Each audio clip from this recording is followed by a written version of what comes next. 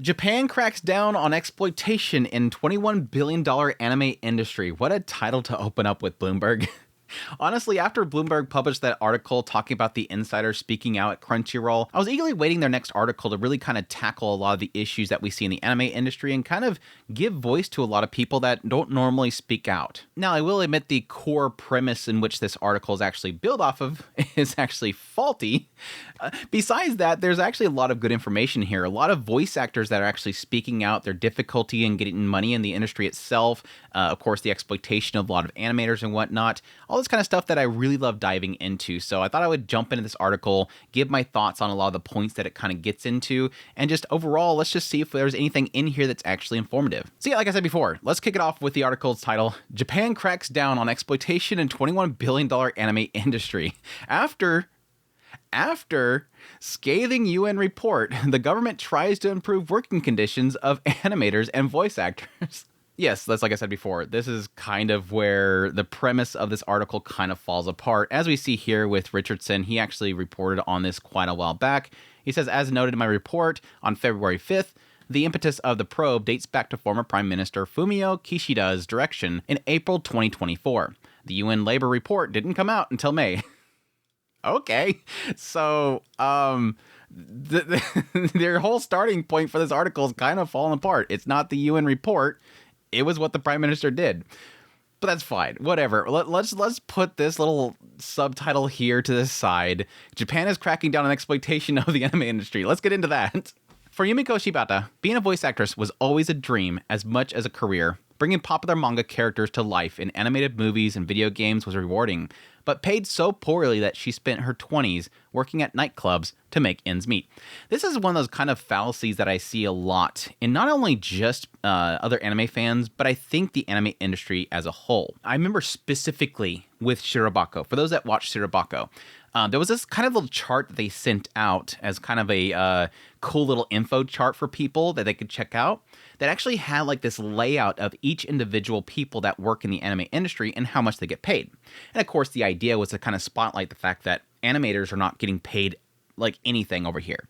But the one that was the highest, if I remember correctly, or if not pretty close to the highest, was the voice actors.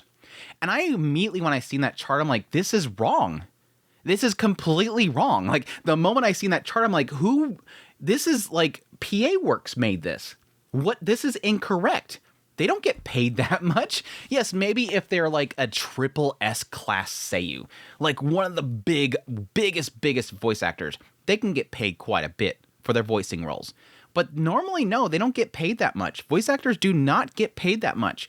In a lot of cases, a lot of the voice actors, where they're getting most of their money, why they get most of their money, is because they're working nonstop, not just in the studio recording their lines. They're on TV shows, they're doing performances, they're singing, they're constantly nonstop doing stuff in order to make money. Look at Ria Takahashi. Look on YouTube for Ria Takahashi. You will find tons of shows and stuff that she's doing. Like, she's constantly working. That's how she pays the bills. That's how she gets the money, is she's constantly out there. It's not what they get paid in that booth. So yeah, when I see the info chart, I'm like, no, that's not like the norm. Voice actors are not getting paid that much. They're yes, in Japan, they're kind of like our Hollywood stars, or at least what Hollywood stars used to be over here in the West. They're kind of like our Hollywood stars, but they're not. But that's, again, because they're doing appearances and whatnot. I was playing heroines, but in real life, I wasn't earning a living. This seems like this is an added fluff quote, by the way. This was originally posted on Japanese Bloomberg. And then I did an actual translation of it, and this quote was not in there, so I'm not sure if the English side added this quote just for some extra fluff, but whatever, it is what it is. Said Shibata, now 60. These days, she also works as a home organizer, helping people declutter. Quote, voice acting as a profession just doesn't pay. Her experience is far from unique, according to interviews with more than 24 workers in the industry. It also stands in stark contrast to the global anime boom that's helping industry sales double to $21 billion in the past decade. Yeah, this is a very good point here, that despite the fact that there's so much more money being pumped in the industry, like I keep talking about, there was a certain point in which overseas licensing is really around Crunchyroll. I mean, as much as people hate Crunchyroll, it's a lot to do with Crunchyroll and Funimation at the time. there was this massive boom at this certain point where suddenly we had streaming anime over here got really popular. And so all this money was going into licensing into Japan. And they were making so much money. It went from like overseas licensing being like this small little piece of the pie, suddenly became half of what the industry itself made. Essentially over doubling what they were actually making. The money that was flowing in there doubled, over doubled. It just started pumping into their industry. But yet, where's that money going? It's not going to improve anybody that's developing the stuff itself. It's just going to the actual people that invested the money for it to be made. Which, yes, for me, I kind of see as sort of logical, but you want to kind of trickle that down so that you can improve the industry itself. And that's the problem that we're going to get into more and more as we go along here. Even in a country where the culture of overwork permeates a wide range of businesses, the anime industry is notorious for grueling hours that workers put in. Animators in their early 20s earn less than 2 million yen, or $13,000 a year, compared with over 3 million yen for a person of similar age living in Tokyo. That's less than half of what US entry-level animators earn, websites like Glassdoor show. Creative workers also complain of late and uncertain payments. Yeah, this is sort of an odd area here because, yes, and I do see this quite echoed a lot in certain interviews with certain animators that are kind of just starting out in the industry. You have these people that are just like, I really love this stuff. This is a passion for me. I want to get into this business because I love doing it. And these people that are essentially living in small rent apartments or living with their family, and they're just hoping that one day they'll make it to being an animation director or something like that. It's really what they're doing. They're pushing into this low-paying job and getting paid pennies because they're hoping that they'll land that job to get them up there. And that's where the money's being made. It's those higher-end jobs. It is the big animators that everybody's kind of seeking out. Those ones that are making those really good shots that the companies really badly want. And yes, it's getting into those higher roles in the studio where the pay is actually good. Yes, the entry level, starting out, is trash. But it is a good point to kind of note that, yes, there are some people that do get paid well as animators, just not a lot of them. Some, though, since change afoot. Positivity, a working group for the United Nations Human Rights. I think we're going to skip this part because, again, this is technically not correct. None of this stuff is correct. Yes, they did this kind of push, this probe. It was trying to get into them. But it's not really where that kind of change happened. It wasn't a good look on the government, which has been promoting anime as Cool Japan initiative to boost its soft power. Entertainment content, including anime, is now a key Japan export, nearly on par with steel and chips in value. The UN report, blah, blah, blah. But, I mean, this is a good point right here, though, that there was this push to kind of change it. Again, like I said here, it was technically this prime minister that kind of pushed him a little bit there. But I mean, it's obvious that from the outsiders looking in, it's not a good look on Japan, and they knew that. They knew it's a really bad look on them. And again, with it being one of their biggest exports right now, they need to stop not seeing and looking in there and seeing what's the problem because it's going to collapse. That's the big problem here. It's making more money. It's coming here. It looks really bad on us. And yes, we don't want it to collapse. There was a lot of it too. There was a lot of diet meetings and whatnot where they were talking about the fact that why are we exporting this to China? They were exporting animation to China and they're like, why are we not doing that stuff here? We're losing that culture. Why are we exporting it?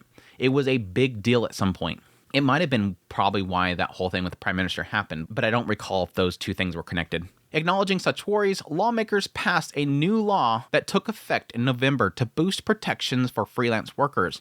Late last month, regulatory officers in Japan's Fair Trade Commission launched a study on labor practices within the anime industry and invited workers to submit complaints. Many anime workers said such efforts were long overdue. 3 months since the new law took effect, some said the changes, while not fully enforced, have raised awareness over the welfare of creative workers in the industry, benefiting from strong global demand and investor interest. This is a good thing. The idea that this is finally seeing some change, at least who's kind of been talking about this, that there is some change happening, and that does technically make sense. They're becoming under a magnifying glass. And I think a part of that is probably to do with social media. With social media is going to bring a lot of awareness to what's going on with them. And it doesn't look good on these companies. It doesn't look good on the producers and everything. They're finally taking a note of this stuff. Not that it's going to change very quickly, I don't think, but at least it shows a sign. And again, it should because of how much money is coming into it. But I do acknowledge the fact that there's a disconnect between the producers and the studios and all that kind of stuff. The producers, all they care about is making money from their investment. They're putting money into investing something, and they just want that kickback. They don't care what the studio does. They don't care what how the studio treats their employees, and the studio is going to probably treat their employees because they don't really have much to work with. It sucks. They're not given a good schedule. They're not given enough money, and they're just exploiting low wages. Studios should be able to afford higher wages now, said Tetsuya Nomoko. No, they won't. Like I said just now, like I like the fact that I just brought that up, and literally they're bringing it up now. Studios should be able to afford higher wages now. No. Again, there's a disconnect here. There is more money coming in the industry. There is more investors coming into the industry. Now, what happens? Here's the industry. Here's the investor. The investor says, I want to invest in that. So they go to the producers and the production committees and whatnot. And they say, we want to invest in this whole thing. And they go, yeah, sure. Come on in. Let's get your money in here. All right. We'll make sure it goes to something good. All right. And they go and they look around. They go, which properties do we want to make? And then they go, okay, that property right there. Okay, what studio is going to make it? Oh, this studio right here. Hey, studio, make this. Here. Have $1. Just because more money is coming to the producers does not mean the producers will give it to the studio. That's the disconnect there. That's the disconnect there. The industry's making a lot of money because that's the producers. That's the people that invest the money. But they're not required in any way to give more money to the studio. Once considered a geeky so-called otaku obsession, anime is now considered mainstream. In 2020, when the pandemic brought Hollywood production to a halt, Demon Slayer Mugen Train topped global box office sales at over $470 million. Now, I will say that the pandemic had nothing to do with that. It did bring more people to go in and see stuff. They're looking for entertainment and whatnot. And you can argue that the fact that that was happening, and yet it still sold that much, is the shocking thing. Because technically, when this was all happening, when in 2020, the effects of the pandemic was not affecting what was being produced in Hollywood yet. That's the faulty thing there. You're coming into 2020, and that's when it starts to happen. The lockdowns start to happen, but the movies themselves were already coming out because they're in like post-production at that point, and they're being released. They're already finished. They're already going to be released. Demon Slayer just sold really well because it's Demon Slayer. So it's almost like they're trying to downplay that the reason why Demon Slayer did so well is because the pandemic brought Hollywood to... No. This stuff was already going to come out. And yeah, a lot of people would argue that a lot of the lockdowns that were happening weren't affecting Hollywood because they were allowed to do stuff even though they weren't supposed to. Anyways, that's a long discussion there. In Japan, around 400 anime titles are now produced for TV and theaters every year. Sadly, that's way too much. Sadly, way too much. Attracting dedicated fans who go out and buy related merchandise. The genre's popularity among global streaming audiences has also prompted a flurry of acquisitions. Sony, which bought anime streaming service Crunchyroll in 2021, became the largest shareholder of anime publisher Kadokawa Corp, and an alliance announced late last year. Movie producing and distributing company Toho Company bought US-based anime distributor G-Kids Inc. for the undisclosed amount to strengthen the Japanese firm US reach. Anime is one of the few areas where Japan can be dominant and expand overseas more aggressively, but its working style is behind the times.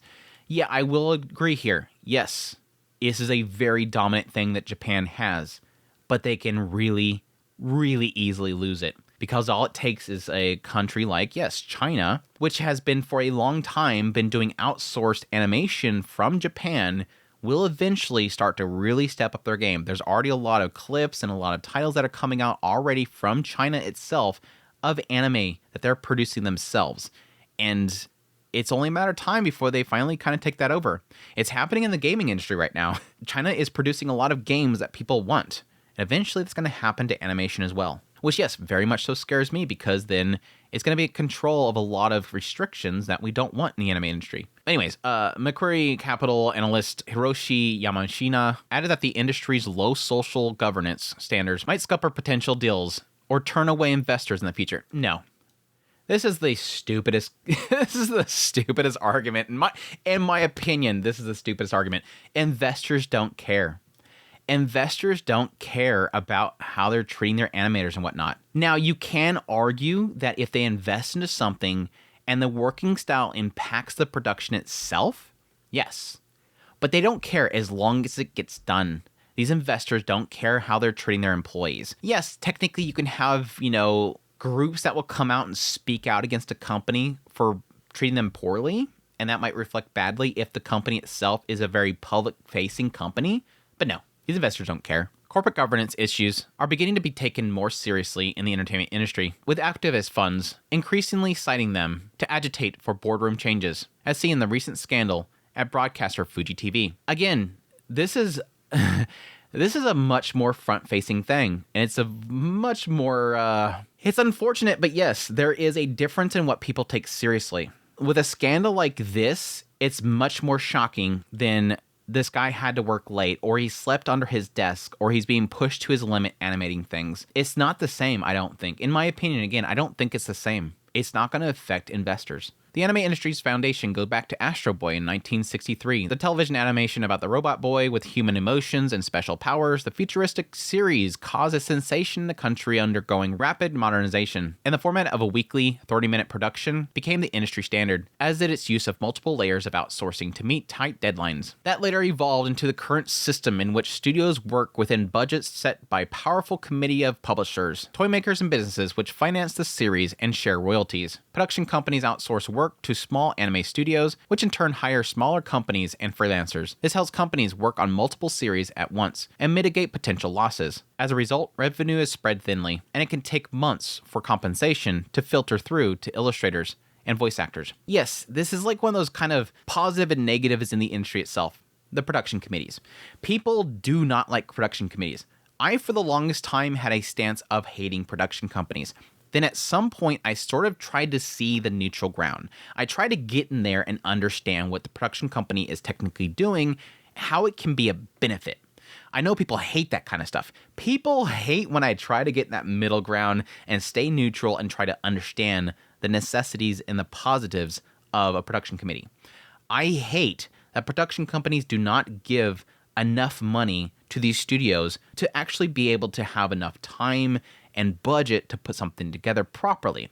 I hate it. At the same time, I want to acknowledge that the studios need to stop accepting less. I think there's a big problem right now where there's too many studios, and thus they can never collectively say, we want more, because they're accepting less. There's more and more studios popping up that are accepting less and less and less because it's a thriving industry. And sadly, the production committees are taking advantage of that. But the whole point here is that these companies have money and they're giving it to another company and asking for a product. And those companies are accepting that cost. Just like any other industry, they're going to take the lowest bidder. And as long as there's somebody that will take that lowest bid and exploit the workers underneath them, it has nothing, in a lot of cases, if you think about it, it's nothing to do with the production committee. They're finding a company that will accept less. These studios are accepting less, and the studios are not paying their workers. So who's the real problem? Is it the big dogs? People love going for the big dogs. And again, I don't think they're great either. But you do have to acknowledge that they are investing their money into a product, and the studio is saying, we can do it for that much. So who's the real villain here? They're saying they can do it. They're saying they can do it for that cheap. And the studios themselves are not paying the people properly. Who is the villain here? But there is things around the production committee that is wrong as well, in the idea that they are possibly forcing them to take less. They may be underpaying them under a pretense that they're going to pay them more. And they could also be giving them horrible schedules. But again, you do have to acknowledge the entire way the machine itself works to understand where the real problem is. It's like I always tell people over and over again, understand where the real faults are. Otherwise, you're making arguments and you're screaming at something that will never change because they realize there's nothing wrong with what we're doing. But I do also acknowledge there is a massive benefit to production committees. For lack of a better term, the whole woke thing. I really hate using that term, but the woke thing. A lot of that stuff was prevented to get in the anime industry because the production committees were heading it. And they were essentially a filter for a lot of that stuff. There was a lot of investors that were coming in there that didn't really care about that stuff. They wanted money for their money. Actors often wait 6 months or longer to get paid, according to Nobunari Naoshi, who until last year ran a voice acting agency alongside his sound producing business for a decade. Violation of subcontracting laws are rampant, said the 48-year-old, adding that sometimes actors didn't get paid at all. He closed his voice acting business due to poor sales. Now, I do want to correct what I said earlier, that there is a lot of cases where the production committees will, yes, subcontract this stuff. But yes, mostly it's going to be handled by the studio itself. Workers are often employed over the phone via messaging apps without formal contract, leaving it unclear how much or even whether they'll get paid. It's common across the industry to be asked to start working on something even before paperwork is done. That's not good. If you don't agree to it immediately on the spot, you lose it. There's too much competition that they're not going to wait for you. That's what sucks. They're exploiting you by essentially you fearing not getting a job. I need this job. I can't complain. Accept it and hope that you get paid, essentially, is what it is. Aina Sugisawa, a 24-year-old trainee at Tokyo-based studio TMS Entertainment Company, part of Sega Sammy Holdings Inc., and known for its hit series like Detective Conan. Unlike in Hollywood, where a strike by screenwriters and performers brought movie and TV productions to a halt in 2023, the majority of Japanese voice actors and illustrators don't belong to labor unions. Numiko, the former union official, says he's always struggled to convince colleagues to join him. Yeah, and this sucks right here. Because again, it's kind of gets in that whole realm because there's so many people that want to get in this industry. And there's so much competition. It's hard to unionize. It's hard to collectively bargain. If they all chose, again, like I said earlier with the studios, if they all chose to stop and say, you have to pay us more, they all have to get on a phone call and say, do not do any animation unless they give you $8 million minimum. $8 million minimum. They're not going to do it because this studio over here will go, no, we'll do 2 again. We'll do 2 again because we want it over all of them. There's too much competition. And it sucks because I don't think it will come to a clean fix unless either the industry itself collapses or the government itself steps in. That's the only 2 ways I see it fixing. I don't see unions happening. People who like to draw don't tend to seek contact with other people. Union activity involves gathering in large numbers, negotiating with management, possibly someone quite high-ranking. Facing up to someone like that and putting forward your demands, it's very challenging for artists. I don't see this issue. This is partly an issue. I can see it being partly an issue. But again, it comes down to the fact that they don't need you. Don't want to do it? We don't need you. This is an issue anywhere. This is an issue with anything that's unionized. This is an issue with any group that comes together to stop something like this. I mean, shoot, you can even make that argument for the screenwriters and the performers for the whole TV production halt. There's a lot of people involved with this stuff that aren't very social. That's not an issue. This feels like a generalization right here. But that's my take. They're probably a lot more informed than I am. The new law on freelancers forces companies to provide written contract, including details on pay, to all workers. And yeah, there was a lot of kickback regarding this whole situation because of that. But there is protections that come from that. Businesses are now prohibited from demanding extra work without promising additional pay, and also required to pay workers within 60 days. The government is stepping up surveillance, and regulators are also inviting workers to blow the whistle on law-breaking activities. We're aware that freelance works are at a disadvantage, and that they hesitate to ask how much an assignment pays for fear of losing opportunities. And again, that's the issue. You step out, you ask questions, we'll find somebody else. One underlying problem, industry insiders say, has been the sheer number of people willing to endure poor working conditions just to be involved in an art form they love since childhood. Bingo. Bingo. Allowing themselves to be exploited so they don't get missed out. Breaking into the industry is still highly competitive. Manga and anime illustrators regularly rank among the top dream professions for school children. Over here in the West, we all dream of being streamers. Over there, there's still anime and manga. Some blame themselves for the lack of financial success. There's always a more senior job to aspire for. Again, that's what I was saying earlier. Bingo. They want that big job. They're suffering now in hopes to have that big job. Keyframe animators are responsible for drawing crucial images at the start and end of major scenes and earn more than those drawing sequences between. Exactly. They draw that first frame in the next cut, it changes angles or something like that. The perspective shot changes a little bit there. That first shot, that last shot. And the in-betweeners will do everything between. The in-betweeners are not getting much. With skill and experience, they can also move to better paid jobs, including directors. But such senior roles are few. The field of voice acting can be even more competitive. And that makes perfect sense right there, right? Because if you look at a list of everybody involved in production, there's 5 roles up here that are the most important. Key animators, episode director, the director himself, chief directors, all that kind of stuff. And then you have this massive list of everybody else that's doing everything else, the animators and whatnot. What's the big jobs? It's those ones. That's extremely competitive. With every show, this many people that are important and everybody else. What's the chances of getting that one role up there? The field of voice acting can be even more competitive. Yeah.